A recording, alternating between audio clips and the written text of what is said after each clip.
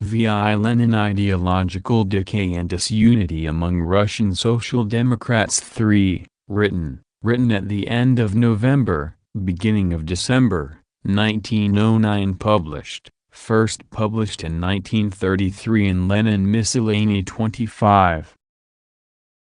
Published according to the manuscript. Source: Lenin Collected Works, Progress Publishers, Moscow, Volume 16, pages 107 to 109. Translated, transcription / markup, R symbolic copy left, v. I Lenin Internet Archive, www.marxists.org. Copyright 2004. Permission is granted to copy and/or distribute this document under the terms of the GNU Free Documentation License. The fight against Itsovism and liquidationism, which has naturally occupied the first place among the tasks of the really Marxist and social democratic elements of our party, should not, however, hide from us the more profound evil which has in essence given use to both Itsovism and liquidationism, and which, according to all the evidence, will give rise to a number of further new tactical absurdities. This evil is the ideological decay and disunity which has wholly taken possession of liberalism and is finding its way into our party from all sides. The following is one of the numerous illustrations of this disunity. A comrade who had long worked in the party, an old Tsarist and old Bolshevik, was prevented by imprisonment and exile from taking part in the movement for a very long time, almost from the beginning of 1906. He recently returned to work, became acquainted with Itsovism ultimatism, and rejected it with dissatisfaction and indignation as a scandalous corruption of revolutionary social democratic tactics. Having learned of the state of work in Odessa and St. Petersburg, this comrade came, inter alia, to the following conclusion or provisional result from his observations: it seems to me that the hardest time has passed and it remains to liquidate the remnants of the period of breakup and disintegration. But there are not a few of these remnants.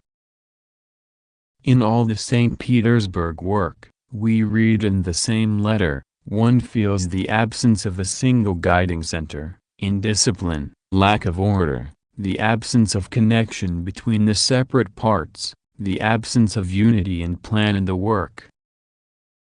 Each one works on his own account.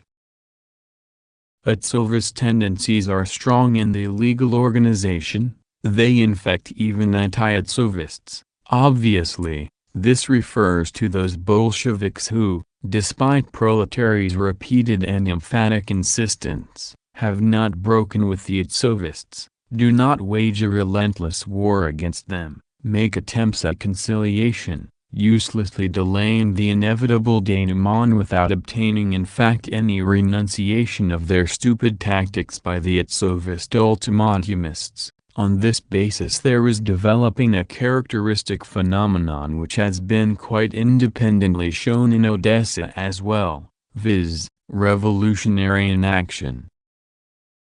Wherever the spirit of Itsovism prevails, it is strikingly evident that the legal organizations are doing nothing. One or two propagandist circles, a struggle against legal opportunities, that is the total activity.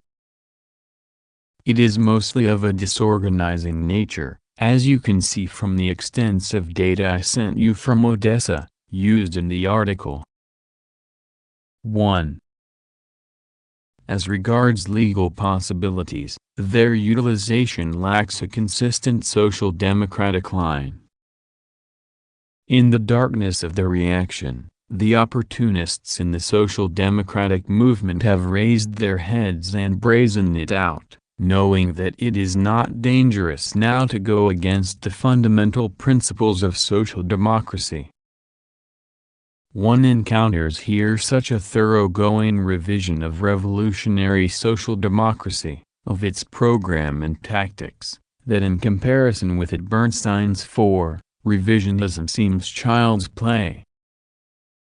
The RSDLP does not understand Marx. It has made an incorrect analysis of the tendencies of Russian economic development. There was never any feudal system in Russia. There was a feudalist trading system. There were not and are not any contradictions between the interests of the bourgeoisie and those of the landed nobility, nor is there an alliance between them, for these two classes invented by Russian social democracy constitute a single bourgeois class. This is a distinctive feature of Russia, and the autocracy is the organization of this class.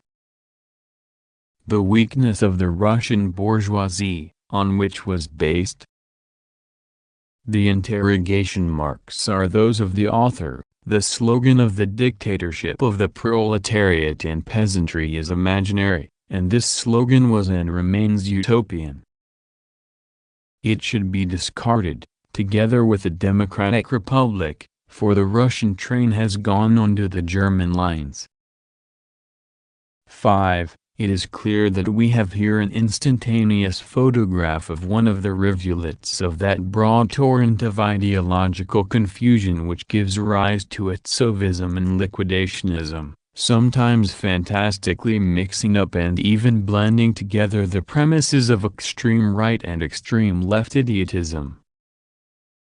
The first half of these premises, the absence of contradiction between the bourgeoisie and feudalistic land ownership, etc., is so illogical and absurd that it is difficult even to take it seriously.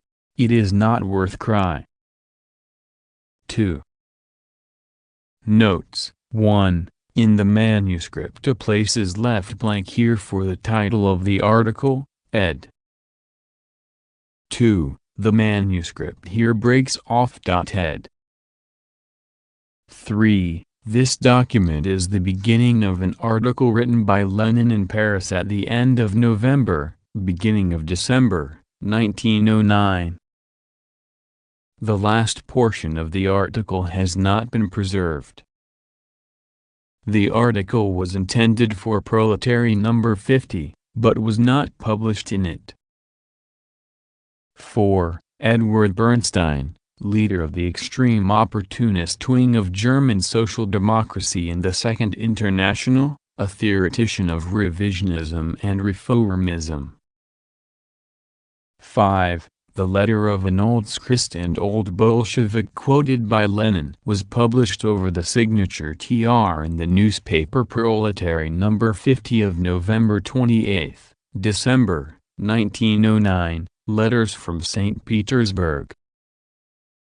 Letter 3. Works Index, Volume 16, Collected Works, LIA Index less than